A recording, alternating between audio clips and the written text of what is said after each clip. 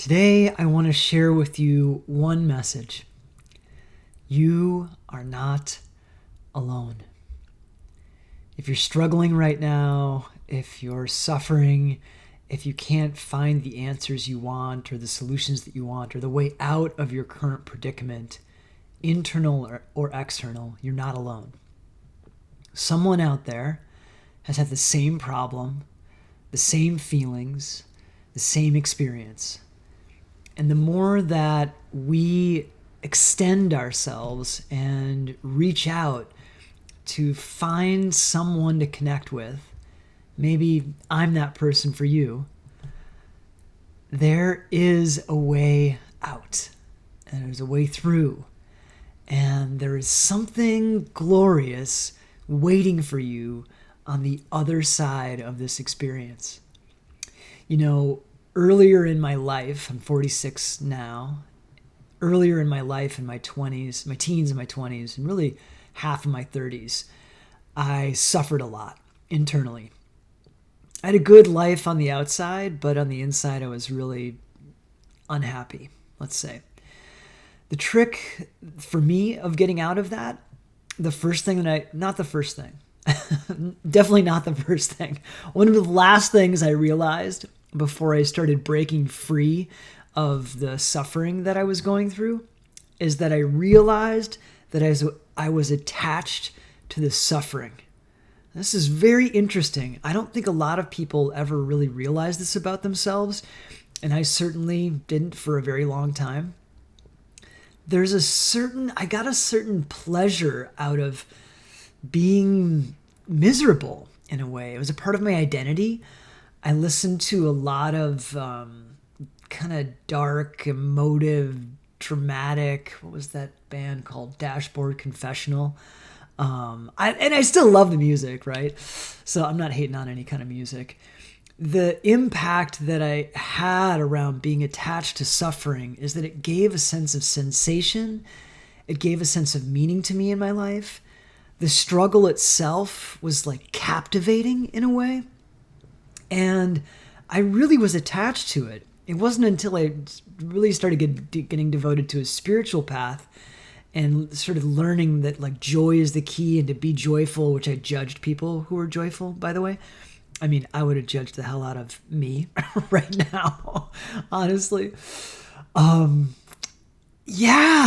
was so attached to being in suffering, to the struggle of it. It felt good in a way.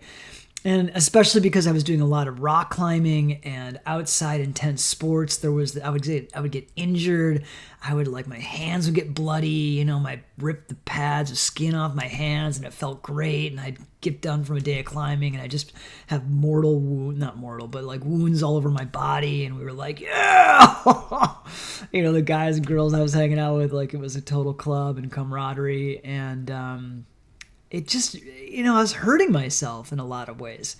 Now, there was like joy inside of it, but ultimately it kept me limited in terms of the kind of elevated life that I really wanted to have, right?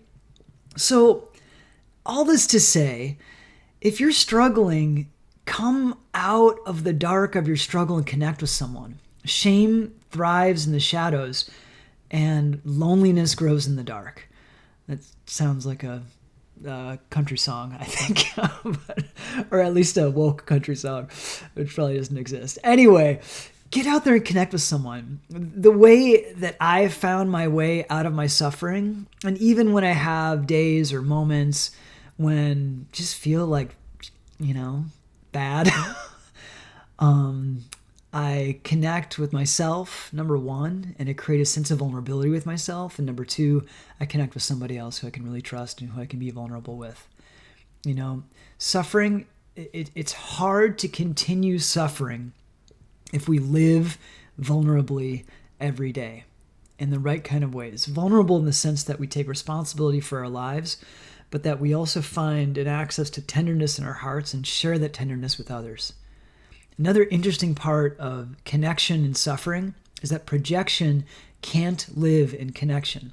So projection is essentially how we see the unowned parts of ourselves in somebody else.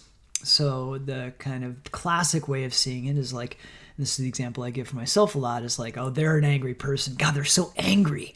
And we get really triggered by something that we see in someone else.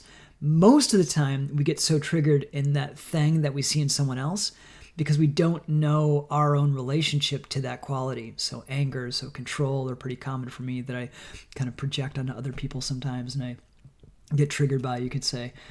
But what's interesting about projection is that sometimes we can project the great qualities of ourselves onto other people and revere them as if we can't do that or we don't have access to that. That's also a projection.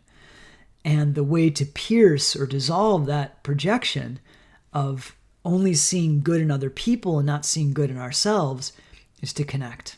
Because that projection cannot live in the house of connection, Those false limiting beliefs that we have of ourselves, when we really connect with someone and we share the vulnerability of our heart and how we think and how we feel, and we take those risks of vulnerability, it pierces and dissolves the projection, because hopefully in that connection, that person or that thing or spirit or nature or ourselves that we're connected to, if we're really listening, either with our physical ears or with our heart and our intuition, we will get and we will be led to content or ideas or signs or circumstances that tell us that these limiting beliefs that we have about ourselves are false.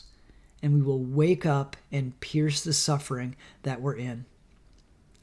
One of the greatest spiritual teachers that's ever lived, Sai Baba, said that transformation boils down to two things: effort and patience. So I want to say efforting, and I don't want to say trying. Keep going. Keep going. And be patient. And be kind. Okay? I'm with you in this. All my best.